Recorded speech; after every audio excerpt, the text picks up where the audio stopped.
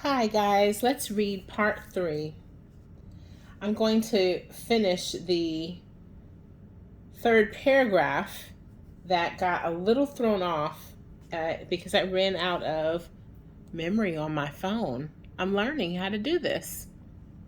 So let's pick up on that third paragraph on page 19 that begins the next kingdom. Ready? The next kingdom is called Protista.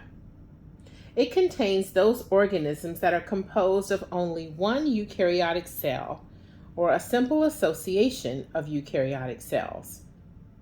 Amoeba, paramecia, and algae are members of kingdom Protista.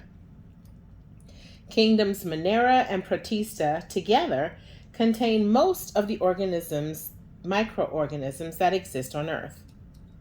Even though we are rarely aware of them, the members of these two kingdoms make up the vast majority of life on this earth. Moving out of the microscopic world, for the most part, and into the macroscopic world, the world we can see with the naked eye, we come to kingdom fungi. This kingdom is mostly made up of decomposers. If you remember our previous discussion, decomposers are those organisms that feed off of dead organisms, decomposing them into their constituent chemicals so that they can be used again by producers. Members of kingdom fungi have eukaryotic cells. In addition, most fungi are multicellular, but there are a few single-celled fungi. Mushrooms and bread molds are examples of the organisms in kingdom fungi. The next kingdom, Plantae, is mostly composed of autotrophs, organisms that produce their own food. The members of kingdom Plantae are multicelled organisms with eukaryotic cells. Even though we say that members of kingdom Plantae are autotrophs, there are a few exceptions. Some parasitic organisms are considered members of kingdom Plantae. As you've probably already guessed, members of kingdom Plantae are often called plants. Thus, trees, grass, flowering bushes, etc. are all members of kingdom Plantae. The last kingdom, Animalia, contains multicellular organisms with eukaryotic cells. Members of kingdom Animalia are separated from kingdom Plantae by the fact that they are heterotrophs, dependent on other organisms for food, but are not decomposers. Decomposers are in kingdom fungi. Of course, members of kingdom Animalia are called animals. Grasshoppers, birds, cats, fishes, and snakes are all members of kingdom Animalia. The definition of species. After the last section, you should have noticed a few things about classifying organisms. It's not very easy or clear-cut. To separate organisms into 5 separate groups, we have already run into exceptions. Kingdom Plantae, for example, is supposed to contain autotrophs. There are, however, some parasites that belong to that kingdom as well. In addition, we use the word mostly quite a lot because although the majority of the members in a kingdom have a certain characteristic, there will be some members that do not. Thus, classification of organisms into kingdoms gets a little complicated.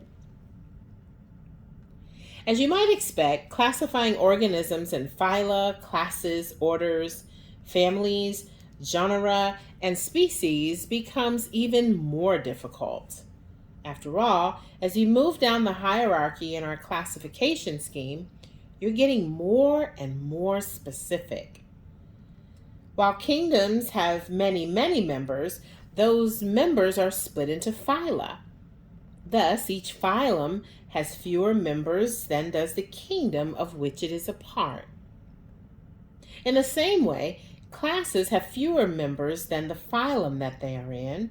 Orders have even fewer members, families have even fewer, and genera have still fewer.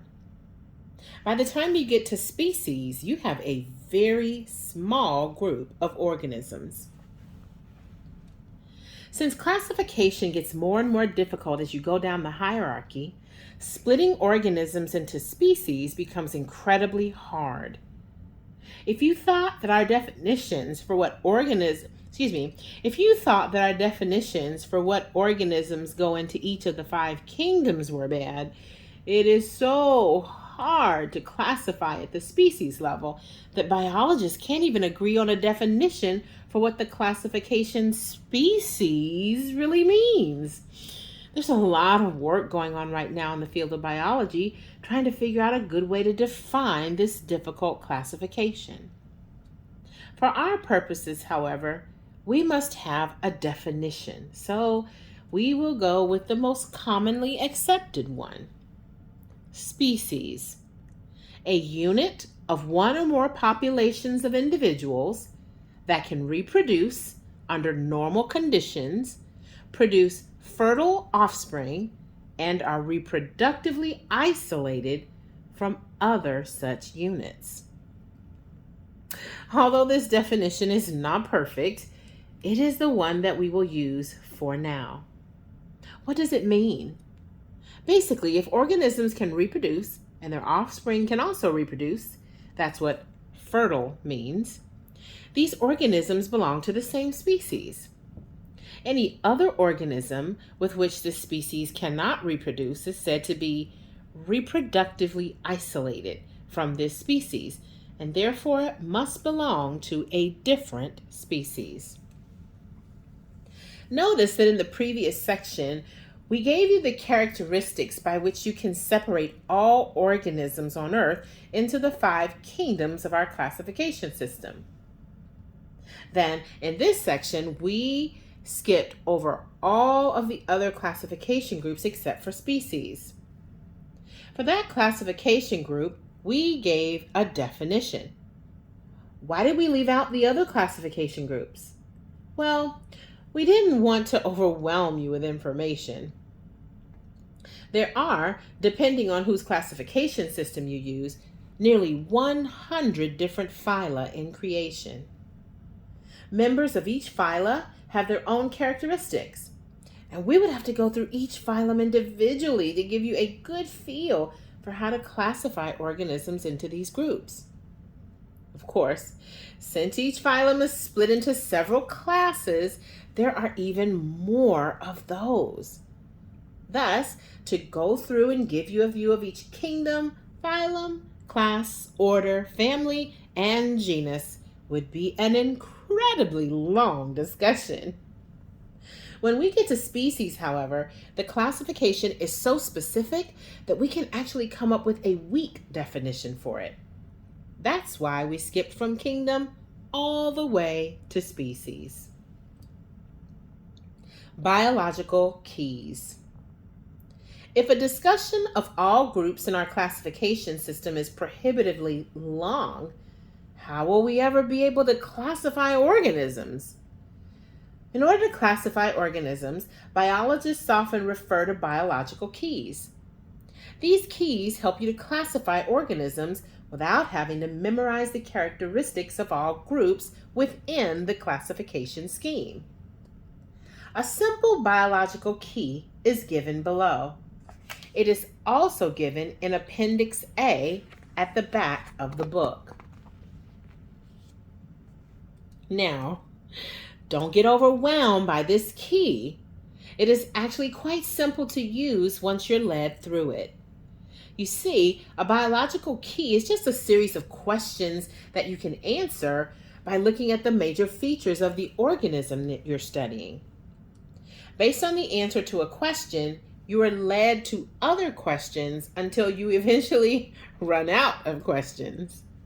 At that point, you have classified the organism as well as the biological key allows. For example, consider the elephants shown below in figure 1.8. To classify any organism, including an elephant, you would just start at the top of the key. When you answer the question, you proceed to the number that follows that characteristic. You continue to do this until you reach a classification that is not followed by a number. So, we start at the top of the key. Key 1 asks about size. Since we don't need to magnify an elephant in order to see it, the elephant is macroscopic. This means that we move to key 3 because a 3 follows the term macroscopic. In key 3, we are asked whether or not the elephant is autotrophic, uses photosynthesis to make food, or heterotrophic, eats other organisms. Clearly, the elephant is heterotrophic. It eats plants in order to live. This means we move to key 5, where we need to determine whether it is a decomposer or a consumer. Since the elephant eats plants, it is a consumer. That tells us that our first classification is kingdom Animalia. Now, of course, this should be no surprise. An elephant is an animal. The key also tells us to move on to key 6 for a more detailed classification. Here we determine whether or not it has a backbone. Now, from the picture, you might not be able to tell, but all you have to do is think. Have you seen pictures or movies of people riding on elephants' backs or elephants carrying heavy loads on their backs? They must have a backbone to do that. So we learn that the elephant is in phylum Chordata, and we move on to key 22. Key 22 asks if the animal has a jaw or beak. Since the elephant's mouth opens and closes up and down, it has a jaw. Thus, we move to key 23, which asks if there are scales on the skin. There are not, so we move to key 26. This key asks about hair or feathers. The picture on the right shows hair on the head. Thus, we move to key 28, which distinguishes between hair and feathers. Based on that distinction, we learn that the elephant is in class Mammalia, and we move to key 29. In key 29, we must decide whether or not the elephant has hooves. Looking at the picture on the left, the feet have skin all the way to the bottom, so there are no hooves. This means we go to key 31, which asks whether the elephant is a herbivore or carnivore. Although not readily apparent from that picture, you should probably already know that elephants eat plants, making them herbivores. That means we move to key 33, which asks about teeth. There are certainly no enlarged teeth apparent in the picture on the right, so we move to key 35. In this key, we are asked whether there is an enlarged trunk. Yes, there is. Thus, we know that the elephant is in order Proboscidea. This is as detailed a classification as we can make it with this key. As far as this key is concerned, then, the elephant classification is Kingdom Animalia, Phylum Chordata, Class Mammalia, and Order Proboscidea. Note that in the case of the elephant, we went all the way to the end of the key. This will rarely be the case. You continue on in the key until you run out of numbers. At that point, you have as detailed a classification as possible with that key. Take your own turn at classification by performing experiment 1.1.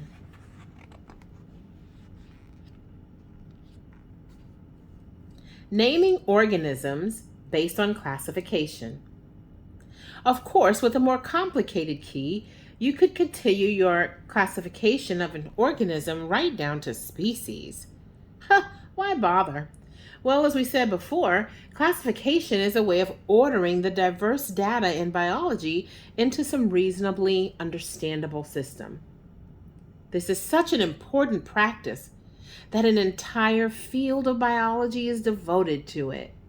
We call this field taxonomy. Taxonomy, the science of classifying organisms. Taxonomy is a very important part of biology because in order to give a scientific name to an organism, we must know both its species and its genus. In biology, we name things with binomial nomenclature. Binomial nomenclature.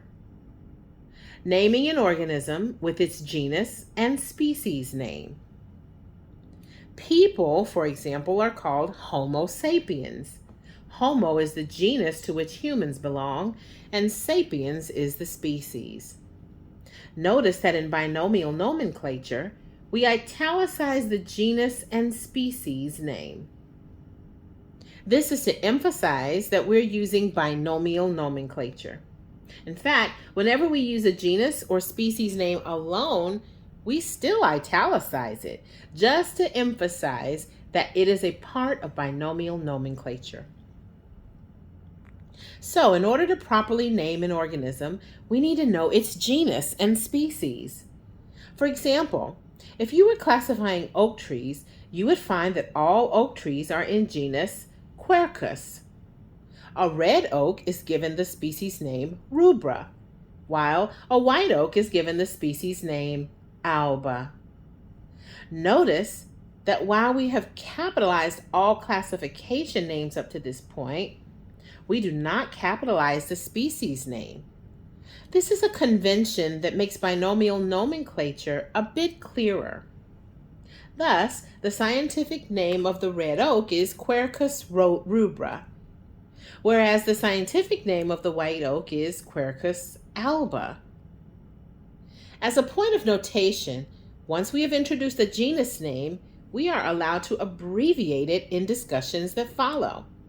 Thus, we could say that the red oak is Q. rubra and the white oak is Q. alba. Now, why bother to do this? Why not just call a white oak and a red oak? Wouldn't that be easier? Well, yes and no. You see, English is constantly changing. What we mean by oak today may not mean the same thing in 100 years. That's because a spoken language continues to change. Latin, however, is a dead language. It will never change. Since a lot of binomial nomenclature is based on Latin, the binomial names of organisms do not change. Thus, Q. rubra will mean the same thing 100 years from now that it means today. Also, by using the genus name in the name of the organism, we have a start at being able to figure out how other organisms that are similar to it. Excuse me, let me read that sentence again. Also, by using the genus name in the name of the organism, we have a start at being able to figure out other organisms that are similar to it. Any other organism that belongs to genus Quercus will be very similar to the red or white oaks. In addition, if we find out what family the genus Quercus comes from, we can find other organisms that are also similar to the white and red oaks. That's why we use this complicated naming system. Alternate forms of taxonomy. Before we leave this discussion of taxonomy, it is important for you to know that the classification that you see in this course will not necessarily be the classification system that you see in another biology course. That's because biologists have different ideas about classification. As a result, we might classify an organism in a particular kingdom, for example, but another biology book might classify that same organism in a different kingdom. It might be hard for you to believe that there can be arguments about which kingdom a particular organism belongs in, but there are. In module number 4, for example, you will learn about the slime molds. Some biology books place these odd creatures in kingdom Protista, while others place them in kingdom fungi. You will learn why this disagreement occurs when you study slime molds. Not only is there disagreement about which kingdoms, phyla, classes, etc., to place organisms in, there is also disagreement on which classification system to use. The classification system that we have just taught you is based on one first developed in the 1700s by a devout Christian, Carolus Linnaeus. It is typically called the Five Kingdom System because it uses 5 kingdoms. It is the one used by the majority of biology courses on the high school and college level. However, it is important to realize that there are other classification systems that are used by some biologists and some biology courses. For example, some biologists propose that 5 kingdoms are really not enough. They suggest that kingdom Monera, for example, contains organisms that are just too different from one another to justify putting them in the same kingdom. As a result, they propose splitting Monera, or Monera, into 2 kingdoms. In addition, some propose splitting kingdom Protista into 2 kingdoms as well, because some unicellular, single-celled, eukaryotic organisms do not have certain organelles that are present in most other unicellular eukaryotic organisms. These biologists therefore think that the lack of certain standard organelles is reason enough to put these organisms into a completely separate kingdom. As biologists start splitting one or more of the standard 5 kingdoms into several smaller kingdoms, the number of kingdoms, of course, goes up. Some biologists recommend using an 8-kingdom system. Some biologists propose classification systems that have more than 20 kingdoms. However, since the 5-kingdom system is the most widely used system, we will stick with it. Not only is the number of kingdoms in creation a point of disagreement among biologists, some biologists propose that we should scrap the 5-kingdom classification system altogether and move to what is called the 3-domain system. Since this system has been gaining some popularity in the field of biology, we should discuss it to some extent, even though we will not use it in this course. The 3-domain system classifies all living things into one of 3 large domains: archaea, bacteria, and eukarya. The eukarya domain contains all organisms with eukaryotic cells. From our 5-kingdom classification system, then, the eukarya domain would contain all members of kingdoms Protista, fungi, plantae, and animalia. The organisms that our 5-kingdom system puts in kingdom Monera would go into either the archaea domain or the bacteria domain, depending on certain characteristics.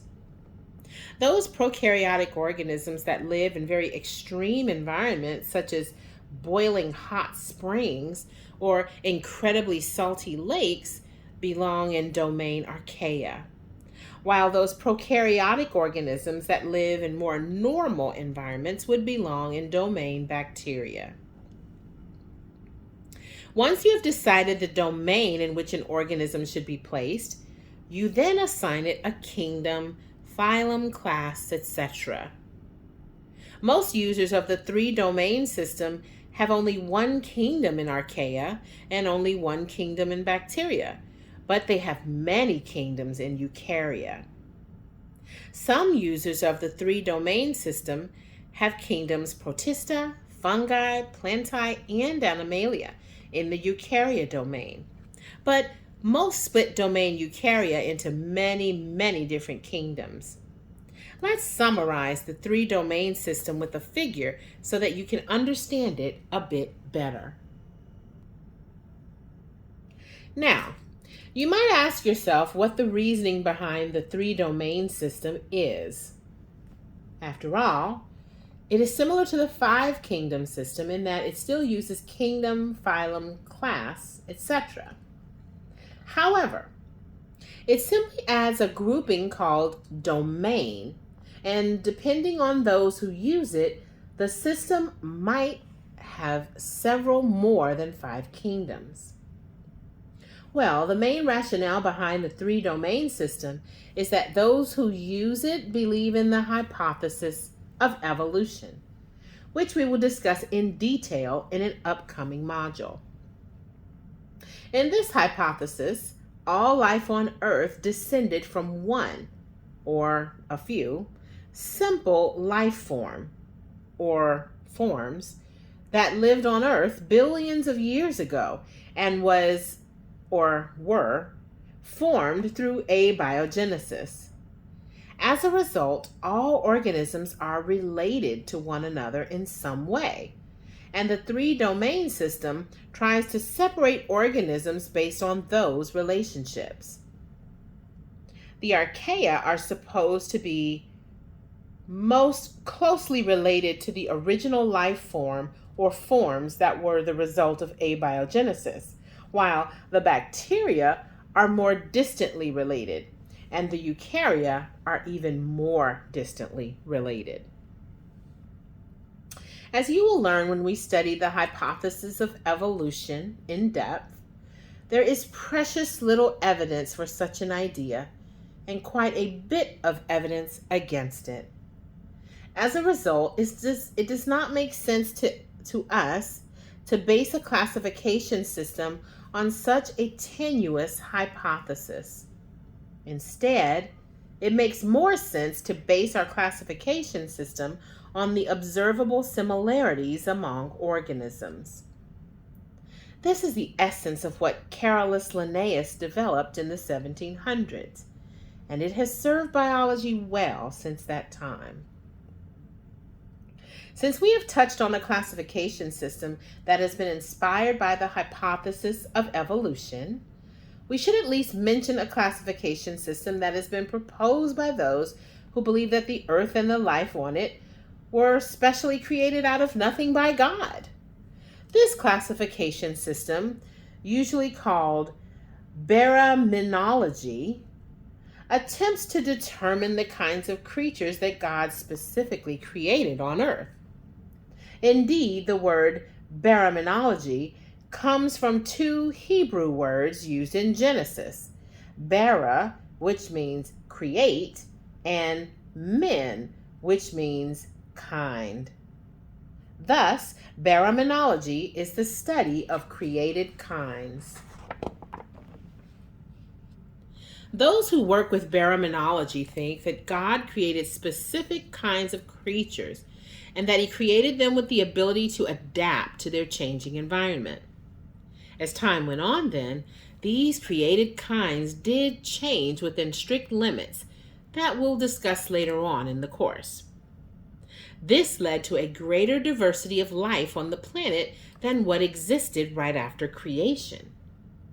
As a result, baraminologists think that all organisms we see on the planet today came from one of the many kinds of creatures that God created during the creation period discussed in the first chapter of Genesis. Baraminologists then try to define groupings called baramins. Any organism that exists within a baramin came from the same originally created organism. For example, some baraminologists place domesticated dogs, wild dogs, and wolves into the same baramin because they believe that God created a basic kind of creature called a dog, And the various forms of dogs and wolves that we see today are simply the result of that basic kind of creature adapting to a changing environment. Although we think that there's a lot of evidence in favor of this new classification scheme, we still do not think that it should be used in this course. It is still relatively new and not fully developed. We doubt that it will be fully developed for many, many years to come. As a result, we think that the five kingdom system still provides the best overall means by which to classify the organisms of God's creation, and we will limit ourselves to that system. Nevertheless, we will mention the other systems, the three-domain system and baraminology, from time to time, so it is important that you understand the basics of each. The microscope.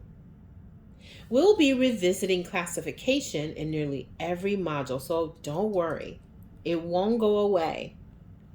However, this brief introduction allows us to get started exploring creation. In the next two modules, we will be taking an in-depth look at kingdoms Monera or Monera and Protista.